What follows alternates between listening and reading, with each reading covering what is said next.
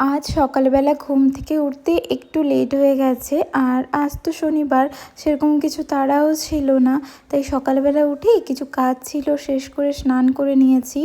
আর দেখো আজকে রোদটা বেশ ঝলমলে রোদ উঠেছে, কিছুদিন ধরে মেঘলা হয়েছিল। আর এই যে এই ডেজার্টটা কাল রাত্রে আমি বানিয়েছিলাম, তারপর ফ্রিজে সেট হতে রেখে দিয়েছিলাম। আর আজ সকালে ব্রেকফাস্টে এই ডেজার্টটা খাবো, খেতে খুবই ভালো হয়েছিল। পরে তোমাদের রেসিপি শেয়ার করব। সকালবেলা উঠে এই চিয়া সিডটা খাচ্ছি, তারপর ব্রেকফাস্টে মা ঘুগনি বানিয়েছে, ওটা মুড়ি দিয়ে খাবো। বাঙালি মানুষ শনিবারে ছুটির দিনে একটু মুড়ি হলে ভালোই লাগে। আর এদিকে দেখো আমি ড্রাগন ফলের বীজ ফেলেছিলাম, তো ওটার না গাছ বেরিয়েছে, কি সুন্দর লাগছে তোমাদের সাথে, তাই শেয়ার করলাম।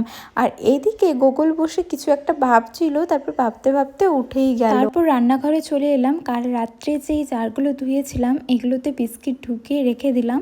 আর একটু গ্রিন টি বানিয়েছিলাম, কিন্তু গ্রিন টি বানাতে গিয়ে চা এত পরিমাণে আমি দিয়ে দিয়েছিলাম যে চাটা তিতই হয়ে গেছিলো। জানি না আমার কোন দিকে মন ছিল চা বানানোর সময়।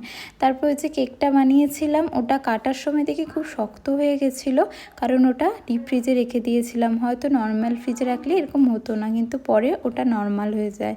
ভিডিওটা কেমন লাগলো জানিও। বাই।